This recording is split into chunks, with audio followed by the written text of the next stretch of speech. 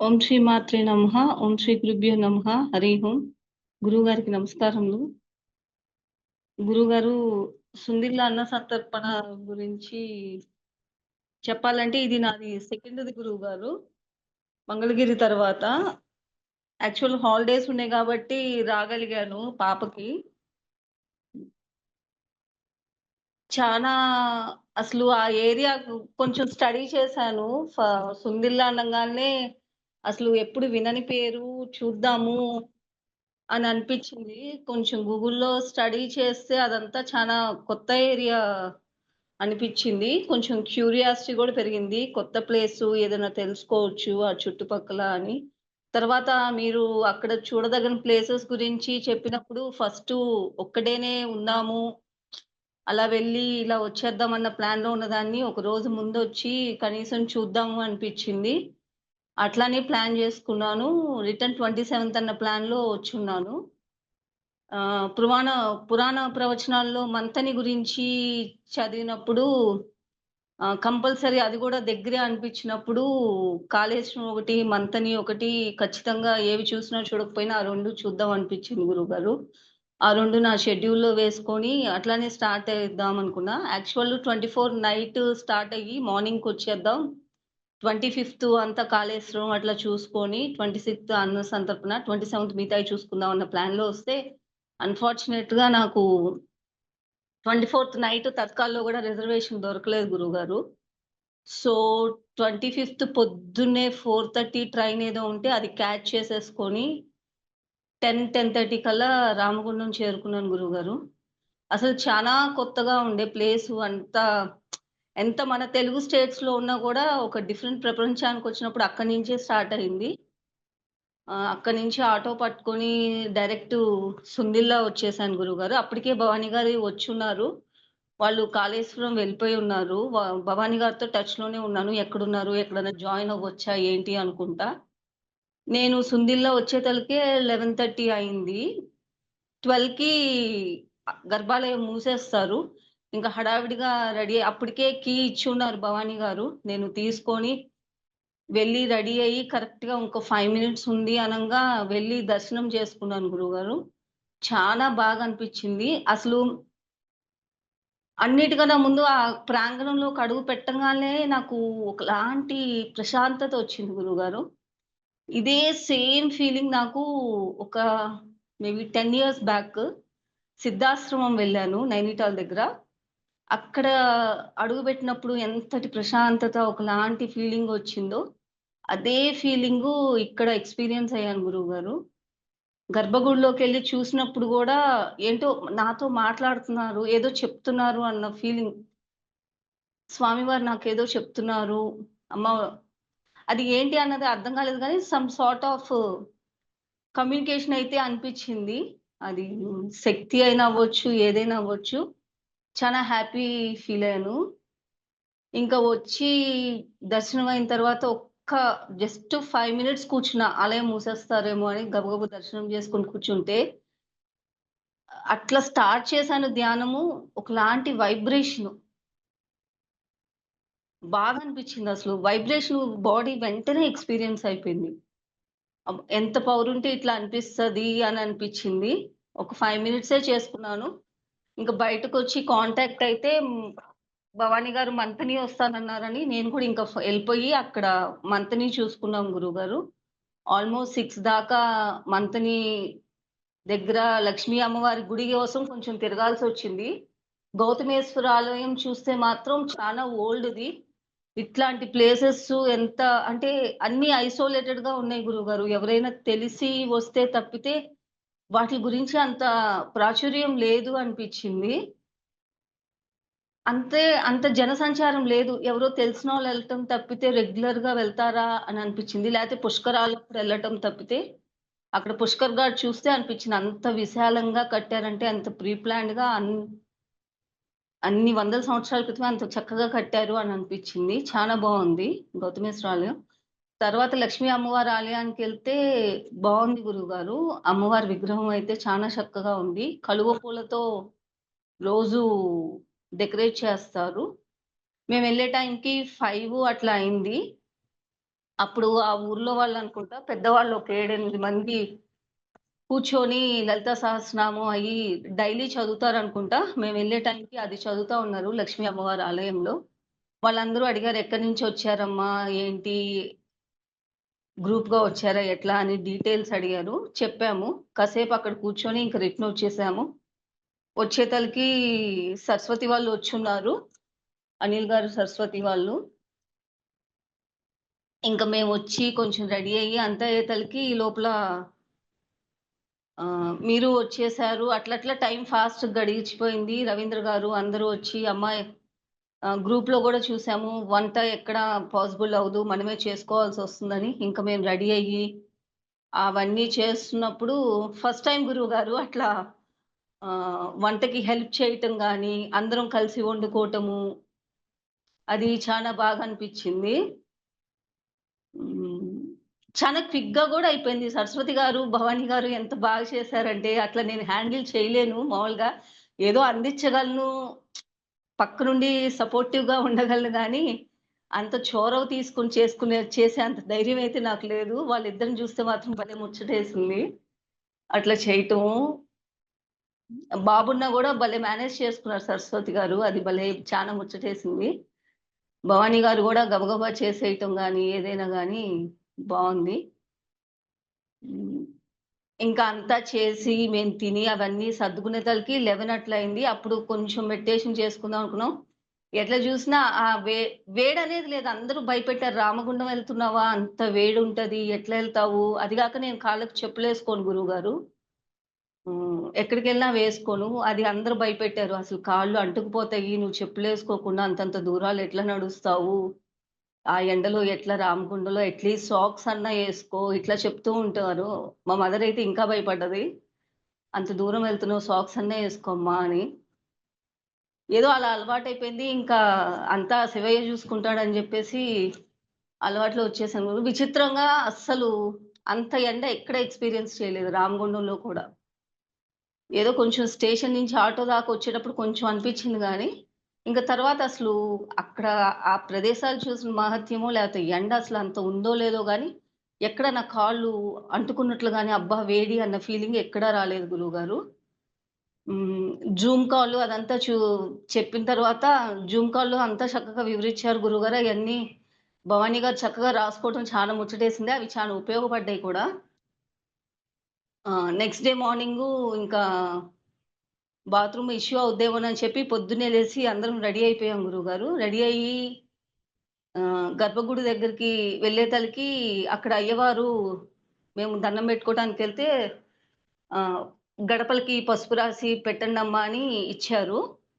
So, నేను, నాగలక్ష్మి గారు, సరస్వతి గారు మేము ఐదుగురుము 4 గడపలకి అందరం కలిసి కాస్త కాస్త రాసి చక్కగా ముగ్గులు వేసి అవన్నీ పెట్టాము గురుగారు. అది చాలా బావుందనిపిచ్చింది. ఎందుకంటే, ఇవన్నీ నాకు కొత్తే. ఎప్పుడు ఇంట్లో చేయటం గానీ, మేమెళ్లి గుడి దగ్గర ఇంత సేవ చేయటం గానీ, ఇది చిన్నవే అనుకోండి. ఎప్పుడూ చేసింది లేదు. జీవితమంతా చదువులు, జాబ్సు ఇవే సరిపోయినియి. ఇవి చేస్తున్నప్పుడు ఒకలాంటి మంచి భావన కలిగింది. అంటే మనసుకి ఒకలాంటి ప్రశాంతత.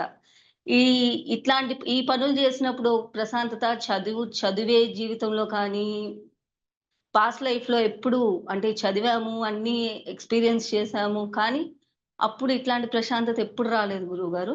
ఇట్లా ఈ చిన్న చిన్న వాటిలో మాత్రం ఎక్కడలేని ప్రశాంతతొస్తుంది. అది ఎందుకో తెలీదు గానీ, అంటే కలిసి వంట చేసి అందరం ఇది ఒక దైవ కార్యక్రమం చేస్తున్నప్పుడు గానీ, అక్కడ మేము పెట్టింది 4 గడపలే. కానీ అవి చేస్తున్నప్పుడు వస్తున్న సంతృప్తి విడిగా దైనందిన కార్యక్రమాల్లో కానీ, పాస్ట్ లైఫ్‌లో చదివినప్పుడు గానీ, ఇంకా వేటిలో గాని నాకనిపించలేదు. ఇంకా అదంతా అయిపోయి మేము రెడీ అయిపోయి కరెక్ట్‌గా చెప్పినట్లు జూమ్ కాల్‌లో చెప్పినట్లు 6:00కి ఎక్కడైతే వంట చేయాలన్నానో అక్కడికి వచ్చేసాం గురువుగారు. వంట ఎక్కడైతే అక్కడికొస్తే అన్నీ వంట సామాను గాని, ఇవన్నీ తెలియకుండా మగ సాధకులు మాత్రం చానా అంటే వాళ్ళు అయన్నీ తీసుకొచ్చి పెడతాం గాని, అయి గాని చాలా చక్కగా కోఆర్డినేట్ చేసుకున్నారు. అక్కడికెళ్ళిన తర్వాత అగ్ని సమారాధన అవన్నీ అయ్యి చేస్తుంటే ఏమి అసలు చేస్తున్నట్లే అనిపించలేదు.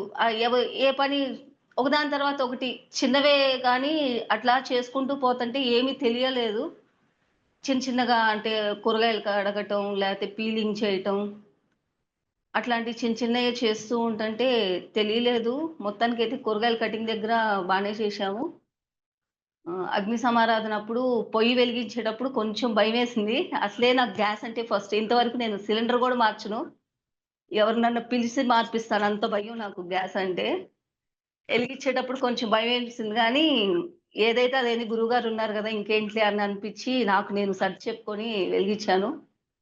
అంతా బాగా జరిగింది గురువుగారు. ఇంకా నాకా అవి పాయింట్స్ రాత్రి జూమ్ కాల్‌లో ఏయి చెప్పారో అవే జరుగుతున్నప్పుడు ఎప్పటికప్పుడు జరుగుతదని తెలుసు. జూమ్ కాల్‌లో చెప్పినట్లే మనకి దైవ దర్శనాలవుతాయని తెలుసు. అన్నీ తెలుసు. కానీ ఎప్పటికప్పుడు అదొక ఆశ్చర్యమే అన్నమాట. ఎందుకో తెలియదది.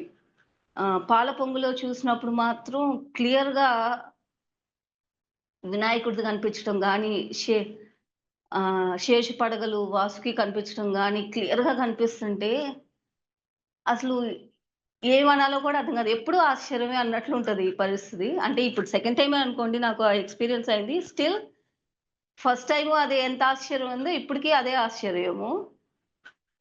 ఆహ్, అది ఆశ్చర్యమా లేకపోతే అబ్బా! ఎంత ఇంకా ఆ సిట్యుయేషన్‌లో ఉన్నాను. కానీ అది మాత్రం అదృష్టమే గురువుగారు. ఎంతమందికి ఆ అదృష్టం దొరుకుతది గురువుగారు. పీఠంలో ఉండబట్టి మాకు ఈ అదృష్టం కలిగింది. పాలు పొంగులో చూసినాక తర్వాత ఇంకా ఇంకోటేంటంటే మీరు జూమ్ కాల్‌లో చెప్పారు గదా! గురువుగారు ఈసారి కొత్త వాళ్ళకి వంట అప్పచెప్తాను అని. నాకు భవాని గారికి కొంచెం టెన్షనేసింది గురువుగారు. మాకేమన్నా జెప్తారేమో! నాకైతే అస్సలు రాదు. ఏదో అట్లా చేసుకొని అట్లా తింటాను గానీ, ఇట్లా ఇంతమందికంటే టెన్షన్ పట్టుకుంది.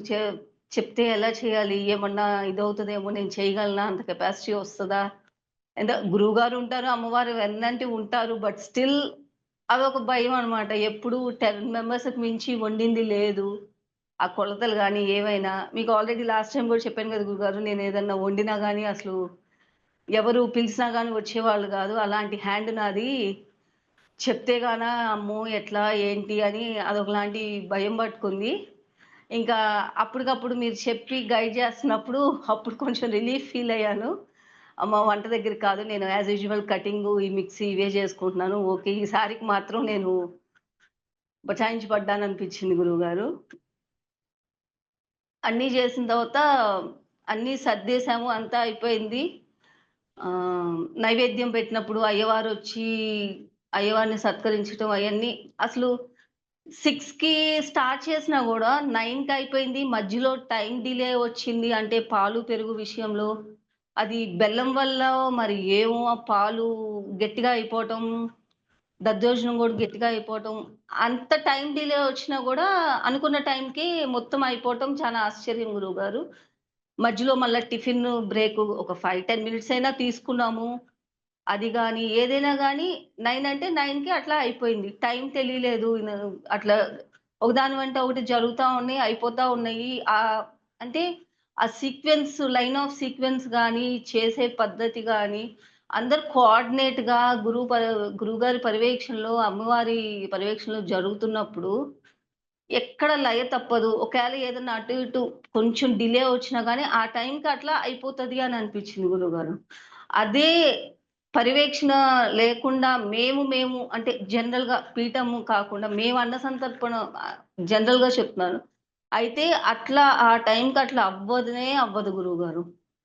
అది పీఠం ద్వారా చేయటం వల్లే అనుకున్న టైంకి అనుకున్నట్లు అవ్వగలుగుతున్నాయి గురువుగారు. ఏమన్నా చిన్న చిన్న హర్డిల్స్ వచ్చినా చక్కగా కంప్లీట్ అవుతున్నాయి. ఇది మాత్రం 100% పీఠం శక్తి గురువుగారు, అమ్మవారి దయ ఉండటం వల్లే జరుగుతుంది గురువుగారు. ఇంకా వడ్డనప్పుడు స్లోగా వచ్చారు. బ్యాచ్‌లుగా వచ్చారు. మంగళగిరిలో అయితే ఎందుకంటే మంగళగిరి అని ఎందుకంటే అది ఫస్ట్ నేను చూసింది కాబట్టి అక్కడికి, ఇక్కడికి అన్నట్లు చెప్తున్నాను. అక్కడేంటంటే ఒక ఫ్లో కంటిన్యూస్ వచ్చేసేస్తుంది. ఇక్కడ అట్లా కాకుండా బ్యాచ్‌గా ఒక 20, 30 అంటే చూడటానికి 20, 30 ఇంకా ఎక్కువ అవ్వచ్చు. వస్తున్నారు బ్యాచ్‌గా వచ్చి చక్కగా పెట్టించుకొని తింటున్నారు. ప్రతి ఒక్కళ్ళు మనస్ఫూర్తిగా అంటే పెట్టినప్పుడు గానీ, పెట్టేటప్పుడు గానీ, ఏదైనా గానీ వాళ్ళ కళ్ళల్లో ఒక చక్కని సంతృప్తి, ఆత్మ సంతృప్తి అనేది కనిపించింది గురువుగారు. కొంతమంది తిని వచ్చి అమ్మ చాలా బాగున్నాయి అని చెప్పి ఎళ్ళినోళ్ళున్నారు. ప్రతి ఒక్కళ్ళు దాదాపు చెప్పకుండా అయితే ఎవరు తినేసి అట్లా వెళ్ళిపోయినోళ్ళెవ్వరూ లేరనే అనుకోవచ్చు గురువుగారు. సాధకుల్లో ఎవరికో ఒకరికి కనిపించినప్పుడు అమ్మ చేసింది చాలా బాగుంది. అలా ఎవ్ వాళ్ళ రెస్పాన్స్ అయితే ఏదో ఒక విధంగా చెప్పే వెళ్లారు గురువుగారు. అందరూ యాజ్ యూజువల్ ఇక్కడ గూడా స్వీటే ఇంకోటి తీసుకోనా అమ్మా, ఇంకోటి తీసుకోనా అమ్మా అని అడిగారు. అందరూ డీటెయిల్స్ కూడా అడిగారు. పీఠం గురించి ఎలా, ఏంటి అన్నది మేము సైడ్ పక్కన భోజనం చేస్తున్నప్పుడు గాని అది అడిగారు. మళ్ళా క్లీనింగ్ చేస్తా గ్లాసులయన్నీ తీస్తుంటే, "అదేంటమ్మా మీరు తీస్తున్నారు అట్లా ఎట్లా" అంటే, "మాకు ఇది నియమం అమ్మ మేము చేస్తాము. అన్ని పనులు ఫస్ట్ నుంచి చివరి దాకా మేమే చేసుకుంటాం గాబట్టి మేమే తీస్తాం" అని జెప్తే ఏమి అనలేదు. ఎవరో అక్కడ కూర్చున్న వాళ్ళు అడిగారు. ఆహ్, ఇంకా అన్నీ అసలు ఈసారైతే ఫస్ట్ టైమ్ ఏమో చక్కగా ద దేవతా దర్శనాలు చూస్తా ఉన్నా ఎవరొస్తారు ఏంటి అన్నది. ఈసారి అదేం విచిత్రమో పాయసమో మరి పాయసం దగ్గర వడ్డం దగ్గరున్నాను ఫస్ట్ నుంచి కొంచెం. నేను అసలు నా మైండ్ అటు వెళ్ళలేదు. దేవతా దర్శనాల గురించి మైండ్‌లోకి రాలేదు ఈసారి. కానీ చివర్లో ఆవు అది వచ్చినప్పుడు అప్పుడు నాకు వెలిగింది. అరే! అస్సలు నేను అటువైపు కాన్సంట్రేటే చేయలేదు. దేవతా దర్శనాల గురించి ఈసారి అని అనిపిచ్చింది. కానీ ఆవు వచ్చి ఫస్ట్ నేను కొంచెం దూరంలో ఉన్నాను. ఫస్ట్ నా దగ్గరికే వచ్చింది. దూడ, ఆవు వచ్చారు.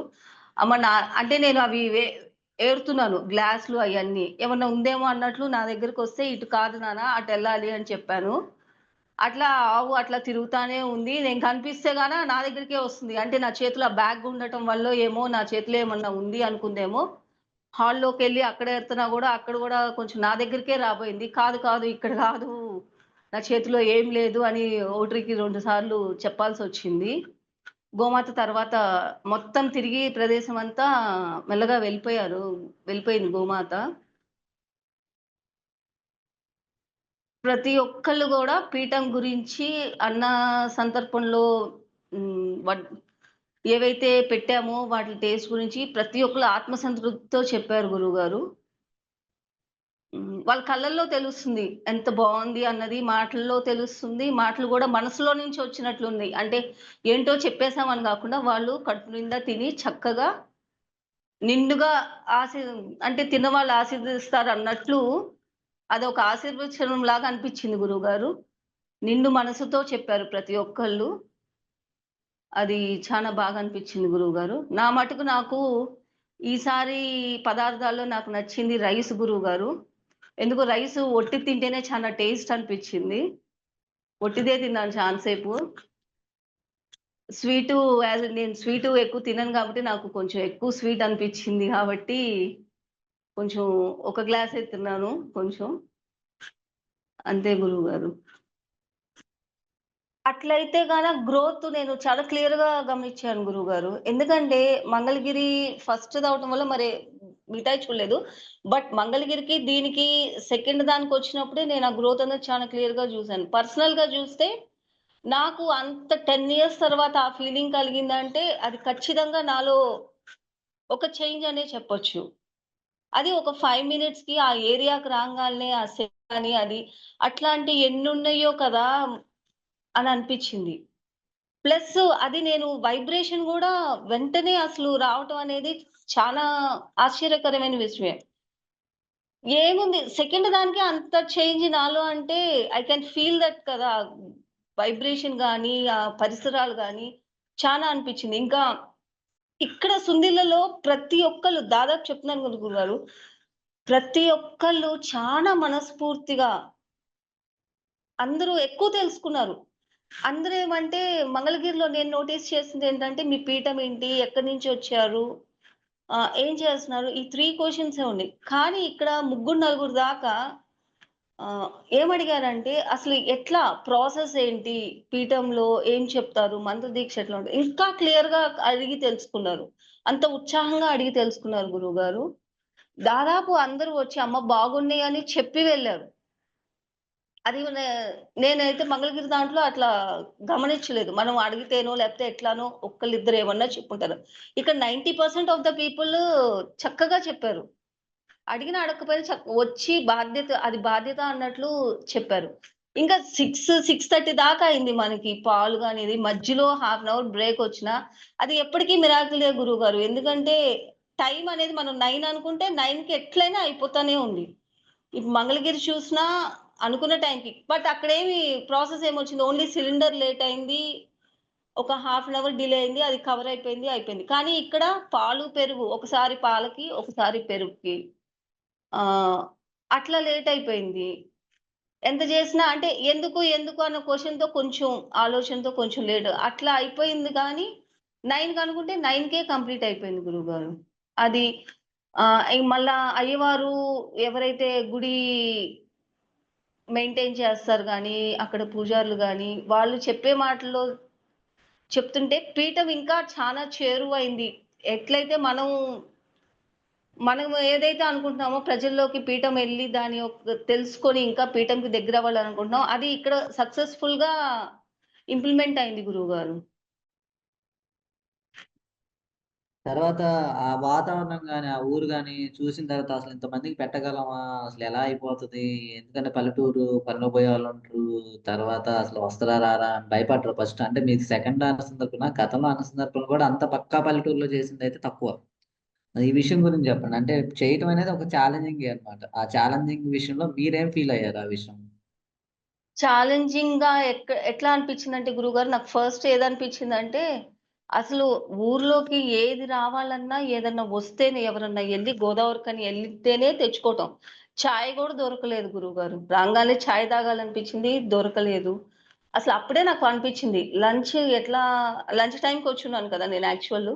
ఇక్కడెక్కడ ఏం దొరకట్లేదు. కనీసం నేను రెడీ అయిపోయి మంతని ఎళ్ళాలన్నా ఆటో గూడా లేదు. అన్ని ఆటోలు ఎళ్ళిపోయినాయనమ్మా అంటే పరిస్థితి అనిపిచ్చింది. ఎంత పక్కా పల్లెటూరైతే ఓన్లీ ఓన్ వెహికల్ ఉంటే ఆ ఊరి వాళ్ళు ఎట్లా అవుతారు? ఓన్ వెహికల్ ఉంటే సరి లేకపోతే నడిసి కమాన్ దాకా పోతారు గాబోళ్ళు. వారానికోసారి గోదావరికని ఎళ్లి వస్తారు కాబట్టి ఇట్లాంటి దగ్గరికి టెంట్ సామాను గాని అంటే ఇప్పుడు అన్న సంతర్పణలో ఏ చిన్న వస్తువు కావాలన్నా గోదావరికని ఎళ్లి తీసుకోవాల్సొస్తదా అని అనిపిచ్చింది గురుగారు. ఎంత కష్టమో కదా అనిపిచ్చింది. ఎవరు కనిపించలేదు గురువుగారు. నాకైతే డైరెక్ట్‌గా వచ్చినప్పుడు అంత చూడకపోయినా గుడి దగ్గర 4, 5 ఇల్లున్నాయి. తర్వాత అక్కడక్కడ ఒక ఇల్లనిపించింది. ఇంతే గదా! గుడి జూసినా కూడా ఎవరైతే మాలేసుకున్నారో వాళ్ళే ఉన్నారు. అట్‌లీస్ట్ అన్న సంతర్పణ రోజన్నా కొంచెం జనాలు కనిపిచ్చారు గురువుగారు. అంటే మరి నేనొచ్చిన టైమో లేపోతే ఏమో గుడి దగ్గర ఎవరు కనిపించలేదు ఆ రోజు నేనొచ్చిన రోజైతే. అరే! ఎవ్వరు లేరు. సాధకులు మాత్రమే ఉన్నారు. ఎట్లా అసలు వస్తారా? లేదా? అని అనిపించింది గురువుగారు క్షణం. కానీ ఎప్పుడైతే సాటర్‌డే మనం పెట్టిన రోజు చూసిన తర్వాత అంటే చూసి గుడిలోకి రావటం చూసాను. అంటే ఒక ఫ్యామిలీ లాగా వస్తున్నప్పుడు అప్పుడు అనిపించింది. అయితే ఇవాళ వస్తారు కాబోలు అన్నసంతర్పణ సక్సెస్ అవుద్ది అని అనిపించింది కాబోలు. అప్పటిదాకా ఎప్పుడైతే 2, 3 బ్యాచ్‌లొచ్చిన దాకా అయితే ఎవరొస్తారు? ఊరు వాళ్ళైనా అంత దూరం ఇల్లు అక్కడక్కడ ఉన్నాయి గదా! గురువుగారు. సో, నడిచి వస్తారా అన్న సంతర్పణని అంత దూరం తెలుస్తదా? ఏదో గుడి చుట్టుపక్కలైతే తెలుస్తది గానీ, కొంచెం డిస్టెన్స్‌గా ఉన్నోళ్ళకి తెలుస్తదా? ఎట్లా వస్తారు? అంత ఎండలో నడిసొస్తారా? అని అనిపిచ్చింది గురువుగారు. బట్ అయన్నీ మన అభిప్రాయాలన్నీ తప్పు అని నిరూపిస్తా చక్కగా అందరూ వచ్చి తిన్నారు గురువుగారు. ఎలా అనిపిచ్చింది అనంటే ఒక నార్మల్ పర్సన్‌గా చూసుకుంటే ఇది మిషన్ ఇంపాసిబుల్ లాగుంటది గురువుగారు. బట్ పీఠం తరపున చేయబట్టి గురువుగారు, అమ్మవారి అండ ఉండబట్టి మనం ఆ మిషన్ ఇంపాసిబుల్‌ని పాసిబుల్ చేయగలుగుతున్నాం గురువుగారు. ఇంకా ఎట్లా అనిపిస్తుందంటే ఇప్పటికి చెప్తున్నాను కదా గురువుగారు 9 కల్లా అయిపోతుందంటే ఆశ్చర్యమే నాకు. ఎందుకు అట్లా ఆశ్చర్యంగా ఉంటుంది. తెలుసు పీఠం తరపున చేస్తే ఎట్లైనా 9కి అవుతది. ఆహ్, ఆ సీక్వెన్స్ అట్లా ఎళ్తదని తెలుసు. అయినా ఆశ్చర్యంగానే ఉంటది గురువుగారు. విన్నప్పుడు గాని నేను ఎక్స్‌పీరియన్స్ చేశాను కదా! అయినా కూడా నాకు ఆశ్చర్యం. అబ్బా! అయిపోయింది. ఎంత బాగా అయిపోయిందో అని అనిపిస్తది గురువుగారు. 12కి అంటే అదొక సిస్టమ్‌గా ఏ సిస్టమ్‌లోనూ అనిపిస్తది గురువుగారు. ఎప్పుడు ఎక్కడైనా చూడండి.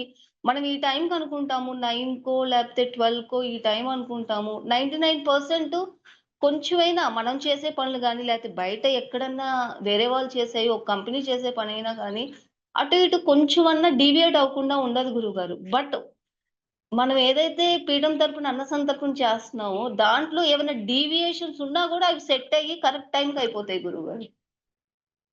అనుకున్న దానికి ఇంకా కొంచెం ముందవుతదేమో గానీ, డిలే అన్నది మాత్రం ఎక్కడ ఒక మినిట్ దాటి ఎళ్ళిందయితే గమనించలేదు గురువుగారు. అదెప్పటికీ ఆశ్చర్యం. తెలిసినా కూడా అవుతది అని తెలిసినా గూడా ఎప్పటికీ ఆశ్చర్యమే గురువుగారు. వంట జరిగిన విధానం అదే అన్నారు. మమ్మల్ని పిలిస్తే మా పరిస్థితి ఏంటనేది అన్నారు. అది పిలవదాం అనుకున్నా మీ భయం చూసేసి సరేలే అని చెప్పేసి ఈసారి వదిలేసా. నిజం గురువుగారు. అసలు వంట చేయటం అనేది అదే అదే అంతమందికనేది భయమే గురువుగారు. వంట చేయటం అంటే మీరేం చేస్తున్నారు? పట్టుకొని తిప్పటమే గదా! మీరేం చేస్తున్నారు? అంత మేమేగా చూసి చెప్పేదంతా. హ్మ్. అనుకోండి గురువుగారు. ఓకే. వంట జరిగిన విధానం గాని ఎలా అనిపించింది? మంగళగిరి అనంతపురంలో గూడా అసల చాలా సింపుల్‌గా అయిపోయినట్టు జరిగింది. బట్ ఇక్కడ మీకెలా అనిపించింది? ఇంకా మంగళగిరి అన్న సంతర్పణలో మేము కొంచెం వంట జరుగుతున్నప్పుడు దైవ దర్శనానికెళ్ళాము. 1 అవర్ ఎళ్లి రండమ్మా అంటే ఎళ్ళాం. కానీ ఇక్కడ మేము దగ్గర చేస్తున్నంత సేపు మేము ఎదురుగా ఉండి చూస్తున్నాము. అంటే ఎక్కడ టెన్షన్ లాంటి ఎన్విరాన్మెంట్ లేకుండా చాలా కూల్‌గా అయిపోయింది. ఇప్పుడు దద్దోజనం గట్టిబడినా, లేకపోతే పాలు ఆ స్వీట్‌లో పోసినా గాని అట్లా వస్తుంటే నార్మల్‌గా సిట్యుయేషన్ అయితే ఒక నార్మల్ కామన్ పర్సన్ సిట్యుయేషన్ అయితే టెన్షన్ పడిపోతారు. అరే! ఏంటి ఇట్లా వచ్చేసింది ఇది. ఇట్లా అయిపోతుందా? ఏం చేయాలి? పెరుగు దొరకకపోతే ఎట్లా? పాలు దొరకకపోతే ఎట్లా? ఒకవేళ దొరికినా అది కలిపినా సెట్ అవుద్దా? లేదా? ఈ టెన్షన్స్ అనేవి ఉంటాయి మామూలుగా అయితే. ఒక నార్మల్‌గా చేస్తే. కానీ అక్కడ అలాంటిది ఏమీ కనిపించలేదు గురువుగారు. ఒక స్మూత్ ప్రాసెస్ ఎళ్ళిపోయినట్లు ఎళ్ళిపోయింది. పాలు పోద్దాము, తెప్పిద్దాము, పోద్దాము, పోసాము. చక్కగా సెట్ అయిపోయిందది. దద్దోజనం గాని, లేకపోతే స్వీట్ గాని. టెన్షన్ వాతావరణం ఎక్కడైనా జనరల్ మనం ఒక 100 మందికి వంట చేస్తున్నామంటే ఒకలాంటి టెన్షన్ ఉంటది. కానీ అక్కడ అదేం లేదు గురుగారు. చక్కగా ఒకళ్ళకొకళ్ళు కోఆర్డినేషన్ చేసుకుంటూ, ఎవరి పని వాళ్ళు చేసేసుకుంటూ కూల్‌గా జరిగిపోయింది. అది ఒక బాధ్యతే గాని మనస్ఫూర్తిగా చేసిన పని గాబట్టి ఎవరికీ ఏ రకమైన కష్టం గాని, టెన్షన్ గాని, అలసట గాని ఏమీ లేదు గురువుగారు. చానా బావుంది. అది మళ్ళా మళ్ళా ఎక్స్‌పీరియన్స్ చేయాలననిపిస్తది. ఆ వంట వాతావరణం గాని అదైనా కూడా. గురువుగారు లేకుండా ఉండే అన్న సందర్భానికి, గురువుగారు ఉన్నప్పుడు జరిగిన అన్న సందర్భానికి తేడా ఏమన్నా చెప్పగలవా? నీకేమన్నా అర్థమైతే చెప్పు. ఇప్పుడే అన్నాను కదా గురువుగారు. మీరు కానీ దీనికి అబ్సెంట్ అయ్యుండుంటే గురువుగారు, ఖచ్చితంగా ఆ దద్దోజనం విషయంలో కానీ, పాయసం విషయంలో గానీ టెన్షన్ అనేది క్రియేట్ అయ్యేది గురువుగారు. కొంచెం అటు ఇటు అయ్యి డిలే అవ్వటమో, లేకపోతే మళ్ళా మీరు అక్కడి నుంచి అంటే రానప్పుడు అక్కడ రిమోట్ నుంచి మీరు సెట్ చేస్తే గాని సెట్ అయ్యేది కాదు. అప్పటిదాకా టెన్షన్ అయితే ఖచ్చితంగా పడేవాళ్ళం గురువుగారు. ఆ డిఫరెన్స్ అప్పుడు తెలిసేది ఖచ్చితంగా. ఆ 2 విషయాల్లో గ్యారంటీగా. ఎలా వచ్చినాయి? వంట టేస్ట్‌లు ఎలా వచ్చినాయి? అందులో ఇక్కడ మనకి వెజిటబుల్ రైస్‌లో అసల ఉల్లిగడ్డ అనేది వాడల. ఉల్లిగడ్డ అనేది వాడకుండా ఉల్లిగడ్డ తర్వాత మసాలా. మసాలా అంటే ఏం లేదు అల్లం వెల్లుల్లి. వెల్లుల్లి వాడకుండా టేస్ట్ ఎలా అనిపించింది మీకు? నాకు ఆ రైసే చాలా బాగా నచ్చింది గురువుగారు. ఒకలాంటి టేస్ట్ బావుంది. ఒట్టి రైస్ మళ్ళా కుర్మా కలుపుకొని తిన్నదానికన్నా ఒట్టి రైసే భలే చాలా టేస్ట్‌గొచ్చింది. హ్మ్. పాయసం ఎలా ఉంది? పెరుగన్నం ఎలా ఉంది? పాయసం చానా తియ్యగా ఉంది. నేను ఎంజాయ్ చేయలేకపోయాను గురువుగారు. అంత తీపి. తీయగా అంటే బెల్లం ఎక్కువేసినప్పుడు ఇంగంతే ఉంటది మరి. బెల్లం అదే. అంటే నేనంత తీపి తీసుకోలేను గురువుగారు. సో, ఆ! నాకు తీసుకున్న రైస్ నీ నీ స్వభావం ప్రకారం తీపనేది తక్కువ తింటావు. అంటే కానీ అదే. టేస్ట్ వైస్‌గా ఎలా ఉంది? టేస్ట్ మిగతా వైస్ బావుంది గురువుగారు. అది ఎందుకంటే బెల్లం కదా! అది బెల్లం కూడా కొత్త బెల్లమో మరి డిఫరెంట్ బెల్లం. ఎప్పుడు మనం యూజ్ చేసే బెల్లంలాగా లేదు గురువుగారు అది. చాలా బావుంది. ఆ బెల్లం టేస్ట్ కూడా బావుంది. ఓకే. తర్వాత దద్దోజనం కూడా బావుంది గురువుగారు. టేస్ట్ అది పెరుగు మళ్ళా వేయటం వల్లో ఏమో కానీ చాలా బాగొచ్చింది రుచిగా. హ్మ్. ఇబ్బంది పెట్టే క్వెషన్స్ ఏమి అడగలేదు గురువుగారు. కాంప్లిమెంట్స్ అయితే ప్రతి ఒక్కళ్ళు చక్కగా వచ్చి "చాలా బావుందమ్మా" అని చెప్పారు గురువుగారు. అంటే అదే అంటుంది. అడగకుండానే తినంగానే సంతృప్తిగా వచ్చి, "అమ్మ చాలా బాగున్నాయి అమ్మ, చాలా బావున్నాయి. తృప్తిగా ఉంది. తిన్నాము. కడుపు నిండా తిన్నాము" అని చెప్పారు గురువుగారు. హ్మ్. అది నాకు తెలిసి అంత రిమోట్ ఏరియాలో ఇదివరకు చేసిన ఎవరన్నా పెట్టినా కూడా ఇంత ప్లాన్డ్‌గా ఇన్ని అన్నీ ఆలోచించి అంటే దద్దోజనము, రైసు, స్వీటు ఇట్లా ఉండాలి అని ఎవరు పెట్టినట్లు లేరు. వాళ్ళకి గూడా కొత్త అనుకుంటా గురువుగారు. ప్రతి ఒక్కరు చాలా బావుంది. అంటే ఈ కాంబినేషన్ గాని మనం పెట్టిన కాంబినేషన్ గాని అది చాలా బావుంది అని జెప్పారు గురువుగారు. ఎవరు ఇబ్బందికరంగా అడగలేదు. తెలుసుకోవాలని క్యూరియాసిటీతో ప్రతి ఒక్కళ్ళు అడిగారు గురువుగారు. పీఠం ఎక్కడ? మీరెక్కడి నుంచొచ్చారు? అందరూ ఒకే ప్లేసా? ఎట్లా కోఆర్డినేట్ జేస్తారు? రోజు చేస్తారా? అంటే దీని తర్వాత ఎక్కడికెళ్తారు? తర్వాత ఎక్కడ చేస్తారు? అట్లా అడిగారు. ఒకళ్ళిద్దరు భద్రాచలమా? అంటే వాళ్ళ భద్రాచలమా అని అన్నప్పుడు మేబీ వస్తారేమో అన్నట్లు అడిగినట్లు అనిపిచ్చింది గురువుగారు. అన్న సందర్భంకి. అక్కడ అటెండ్ అవ్వటానికి. అట్లా ఎక్స్‌ప్రెషన్ పెట్టారు. ఒకామె మాత్రం చాలా చక్కగా అన్నీ అడిగారు. ఎట్లా జేస్తారు? మేము క్వెషన్స్ అడిగితంటే ప్రశ్న అడగొచ్చా? ఇప్పుడు అడగొచ్చా? ఎట్లా అని డీటెయిల్స్ చాలా చక్కగా తెలుసుకొనెళ్లారు. ఒకళ్ళిద్దరైతే పాకెట్ క్యాలెండర్స్ ఏవైతే ఉన్నాయో ఇంకొన్ని తీసుకుంటాము అని చెప్పి తీసుకున్నారు. ఎవ్వరు ఏమి ఇబ్బంది పెట్టలేదు గురువుగారు. ఇన్‌ఫాక్ట్ మంగళగిరి దాంతో కంపేర్ చేసుకుంటే ఇక్కడ మనస్ఫూర్తిగా అడగటమైనా కానీ, చెప్పటమైనా కానీ తిన్న తర్వాత వాళ్ళ కళ్ళల్లో చెప్పలేని వాళ్ళ ఫేస్ చూసినా కూడా వాళ్ళ కళ్ళల్లో ఆ తృప్తి అనేది కనపడింది గురువుగారు. అదే గదా గురువుగారు. అంతమంది అందరం డిఫరెంట్ ఊర్ల నుంచి వస్తాము. అట్లా అని ఒకళ్ళకొకళ్ళం బాగా తెలుసు అంటే అది లేదు. ఏదో అట్లా అన్న సంతర్పణప్పుడో, లేకపోతే ఏదన్నా నవరాత్రులప్పుడు అట్లనే మాట్లాడుకుంటాం. ఒక 2 మాటలు ఎక్కువ మాట్లాడుకున్నాం. అంతకు మించి బాగా బాండింగు అలాంటి బాండింగు అట్లా కొంచెం సేపు మాట్లాడుకున్నా, ఆ బాండింగ్ ఎట్లా ఫార్మ్ అయిందంటే గురువుగారు, ఒకరికొకరు కోఆర్డినేషన్ చానా బావుంటది గురువుగారు. పీఠం సాధకుల మధ్య అది నేను గమనిచ్చాను. నాకు నేనుగా అయినా నాతో గాని, నేను వేరే వాళ్ళతో గాని అందరూ కోఆర్డినేషన్ ఇట్లా చేద్దాం, ఇట్లా చేద్దాం. ఒక క్వెషన్ అనేది ఎరైజ్ కాదు ఎక్కడ. ఇట్లా నేనే చేయాలా? లేకపోతే ఇట్లానే చేయాలా? లేతే తను చేస్తుంది గదా! దాంట్లో ఇట్లా తనట్లా చేస్తే బావుంటదా? లేతే తనకి నేను గైడెన్స్ ఇవ్వాలా? లేతే ఇట్లా ఏ క్వెషన్స్ రావు గురువుగారు. ఆ చిన్న పనైనా, ఏ చిన్న పనైనా గూడా ఒక పద్ధతి ప్రకారం ఎళ్ళిపోద్ది. ఒకళ్ళు పాయింట్ ఔట్ చేయటానికి కానీ, లేకపోతే ఒక క్వెషన్ రైజ్ చేయటానికి కానీ ఎక్కడ ఛాన్స్ రాదు. అది మాత్రం చానా మంచిగా అనిపిస్తది గురువుగారు. చేసుకున్న కోఆర్డినేషన్ గూడా సింపుల్‌గా ఉంటది. నేను తరిగేస్తాను, నేను ఇది చేసేస్తాను. అట్లా ఎవరికి వాళ్ళు అనుకోని చేయటం కానీ, ఏదైనా గానీ చాలా బావుంటదనిపిస్తది గురువుగారు.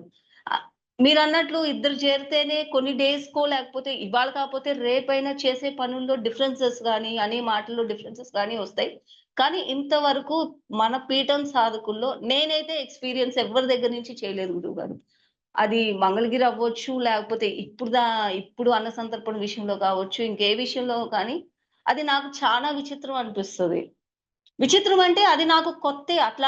ఇట్లా గూడా ఉంటదా? ఇంత కోఆర్డినేషన్ ఉంటదా? ఒక గ్రూప్‌లో, ఒక కంపెనీలోనే ఉండదు, ఒక ఇంట్లోనే ఉండదు. నలుగురు మధ్య తిరుగుతుంటే ఇవాళ కాకపోతే రేపైనా మాట డిఫరెన్స్ ఒస్తది. పని జేస్తుంటే ఎదుటి వాళ్ళ పని మనకి నచ్చకుండా వచ్చే సందర్భాలు గూడా ఒస్తా ఉంటాయి మన స్వభావాన్ని బట్టి.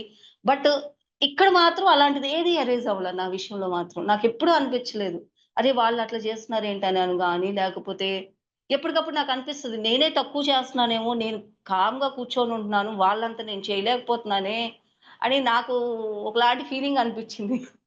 ఇయన్నీ చిన్న చిన్నయే చేస్తున్నాను గురువుగారు. అంటే కటింగ్ జేయటము, అవి కడుక్కురావటం లైట్‌గా. ఏమన్నా అడిగితే అందిచ్చటం ఇట్లాంటివి చేస్తుంటే నాకే కొంచెం బాధేసింది. అరే! నేనింకా కొంచెం యాక్టివ్ పార్టిసిపేషన్ చేస్తే బావుండేమో. అందరూ పాపం అంతా అలసిపోయి వచ్చి గూడా చేస్తున్నారే అన్న ఫీలింగ్ నాకే వచ్చింది గురువుగారు మొన్న సుందిళ్ళలో అయితే. ఎందుకంటే నాకు బేసిక్‌గా రాదు. అంతమందికి ఎంత బియ్యం పొయ్యాలి? ఎంత ఎసురు పొయ్యాలి? అయ్యి అస్సలు రావు. సో, అది గూడా ఒక రీజన్ నేను ముందుకొచ్చి చెయ్యకపోవటానికి మిగతా లైట్ పనులు చేయటానికి. వాళ్ళు చేస్తంటే చాలా ముచ్చటేసింది. ప్లస్ నేను చేయలేకపోయానే అని గూడా అనిపిచ్చింది. అరే! నేను గూడా ఇంకొంచెం నేర్చుకొనుంటే పాపం వాళ్ళకి ఇంకా హెల్ప్ చేసేదాన్ని గదా! అని అనిపిచ్చింది గురువుగారు. ఎలా ఉంది? స్థల ప్రభావం ఎలా ఉంది? ఆ గుడి పల్లెటూరైనా సరే, ఆ దేవుడి ప్రభావం ఏంది? అది ఎలా ఫీలయ్యారు మిగతా వాటితో కంపేర్ చేసుకుంటే? చానా బావుంది గురువుగారు. హ్మ్. అసలు నాకైతే ఎందుకో ఆహ్, అట్లా అక్కడ ఇంకో 2, 3 డేస్ ఉంటే బాగుండు అని అనిపిచ్చింది గురువుగారు. అక్కడే సాధన జేసుకుందామా 2, 3 డేస్ ఉండి అని అనిపిచ్చింది గురువుగారు. ఎందుకో ఎళ్ళంగానే ఫస్ట్ నాకదే ఫీలింగొచ్చింది. ఇంక మిగతాయి కాదు అక్కడే ఉండి చేసుకుందామా అని అనిపిచ్చింది. బట్ హెల్త్ వైస్ కొంచెం సహకరించక ఇంక బ్యాక్ వెళ్ళాల్సొచ్చి వచ్చేసాను గురువుగారు. మళ్ళా ఎప్పుడన్నా వెళ్తే వెళ్దామా అనన్న ఫీలింగొచ్చింది. ఒకసారి ఎళ్లి ఒక 2 డేస్ ఉండి చేసుకుంటే బావుండేమో అని అనిపించింది గురువుగారు. ఎందుకో తెలియదు. ఆ ప్లేస్ చూడంగానే నాకు ఫస్ట్ అదే అనిపించింది. ఆ 5 మినిట్స్ చేస్తేనే అంత వైబ్రేషన్ వచ్చిందే ఇక్కడే ఉండి ప్రశాంతంగా చేసుకుంటే ఎట్లుంటదో అని అనిపించింది గురువుగారు. మీకు సుందిళ్ళలో సుందిళ్ళ అనగానే ఎక్కువగా గుర్తుండిపోయే సన్నివేశాలేంటి? సుందిల్లా అనంగానే బాగా గుర్తుండిపోయే సన్నివేశం మాత్రం గురువుగారు నాకు గర్భగుడిలో విగ్రహం చూడంగానే మూల విరాట్‌ని వచ్చిన ఎక్స్‌పీరియన్స్ గురువుగారు. అది బాగా గుర్తుండిపోతుంది. ఇంకోటి ఆ నైటు భోజనము చేసుకొని అందరూ తినటం అనేది అది గూడా బాగా గుర్తుండిపోతుంది గురువుగారు.